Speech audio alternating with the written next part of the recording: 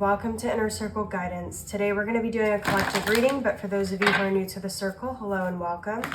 Don't forget to hit the subscribe button. I post new videos every single day. If you're looking for daily short tarot readings, check out my Instagram, Facebook, TikTok, or YouTube Shorts. If you're looking for personal services or personal readings, I offer them through my website, innercircleguidance.com. Let's find out what the circle needs to know today.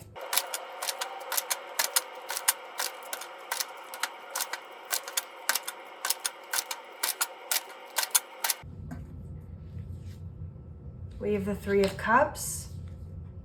We have the King of Pentacles. We have the World.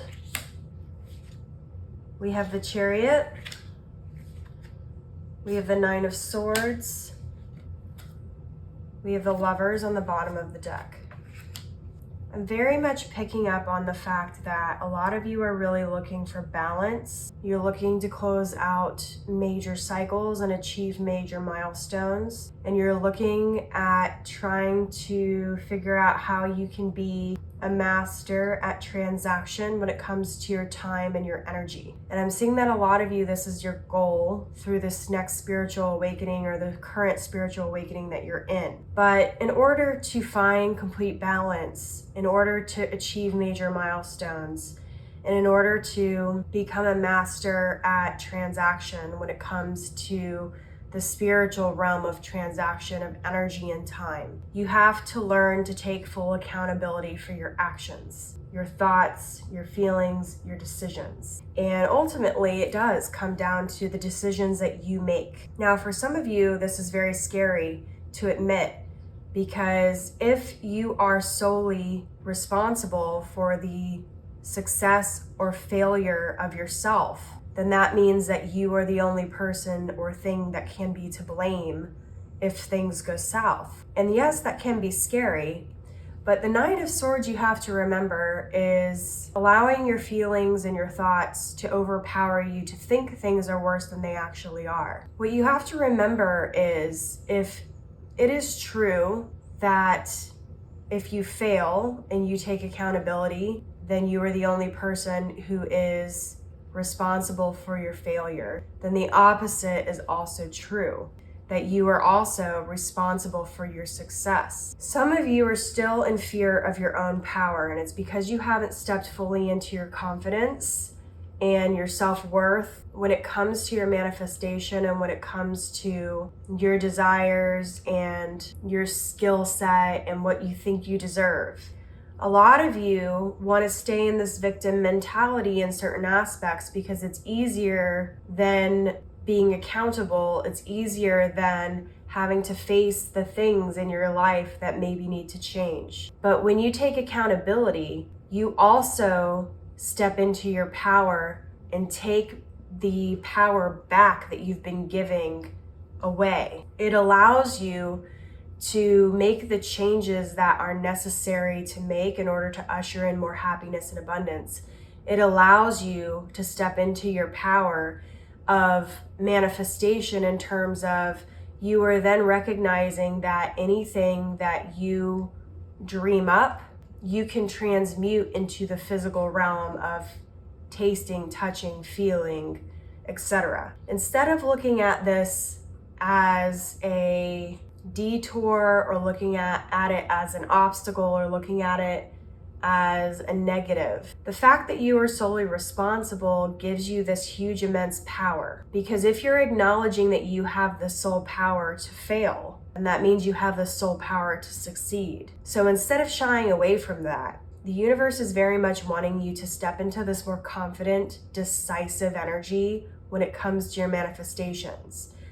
And what I'm seeing here is part of that decisive behavior, part of that decisive confidence when it comes to your manifestation skills means that you don't need to constantly be second guessing your decisions when it comes to your manifestations. You don't need to second guess when you are surrounded by the right people and you ask to delegate tasks, or you ask for help, or you ask for support. You don't have to second guess that you are going to be receiving the things that you need and desire. You're not going to be second guessing that you're going to be receiving more balance in your life. Your decisions can account for your success or your failure.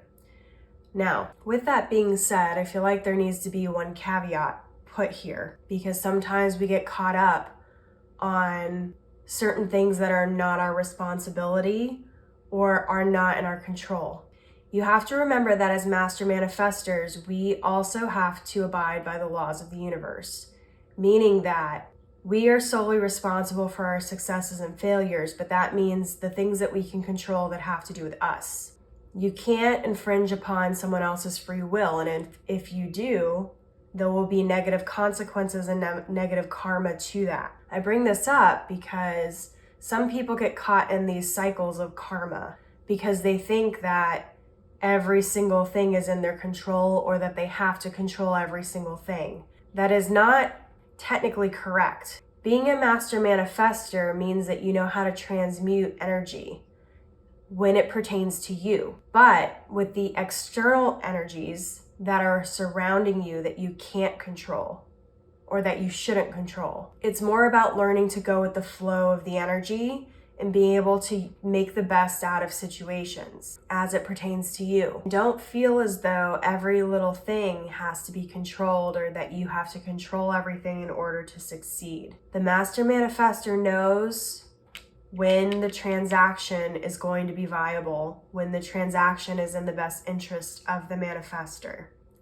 They know where to dedicate their time and their energy to things, which means that deep down, your inner knowing will tell you whether or not something is worth your time and energy, whether or not somebody is who they say they are or who you want them to be or not. You have to listen to your inner knowing, which comes from a connection with your emotions, but your inner knowing is not run by your emotions. But you have to remain open to your emotions in order to tap into that energy. So it's sort of a double-edged sword in the sense that you have to be able to keep yourself balanced by remaining open with your head and your heart, but not allowing either to rule all the time in the decision making. When you find balance in your decisions, when you find confidence in your decisions, when you're able to be decisive with your decisions, it's because you're able to trust yourself and your inner knowing.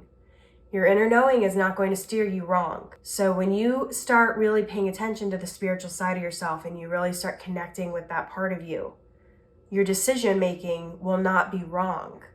And so therefore it will be safe guidance. But for those of you who have shrugged off your intuition and your higher self and your inner knowing for so long, it can become difficult to differentiate between what's your inner knowing and what's your head or your heart trying to rule over things, or your inner saboteur or whatever. As you work to achieve your goals, you're going to need to connect more and more with yourself and have a higher and higher understanding of yourself. Remember that your external world is created by your internal world, which is where the accountability comes in. If you can take accountability and start recognizing where you ignore your intuition or your higher self or your inner knowledge, when have you made those mistakes, forgive yourself for those mistakes and move forward with a changed attitude and a changed perspective and changes in decision making. That is the key to being able to break these bonds that have been holding you down in karma for a long time, that have been keeping you from that balance, that have been having you connect with the wrong types of people and having you give your time and energy away to the wrong people, places, things. As you become a Master Manifestor, as you become a master at transaction, you'll be able to be more confident in yourself. So a great way to keep track of how well you are paying attention to your intuition is by keeping a journal and listing out the things every day that you notice that you have or haven't listened to your intuition on, that you have or haven't done, times when you felt a certain way and you ignored it, and that'll help you connect more with your intuition as you move along. And so your affirmation for this reading is, I am connecting with my intuition and my inner knowing. And as always, may your life be full of light, full of love, abundance, and gratitude. I'll see you next time.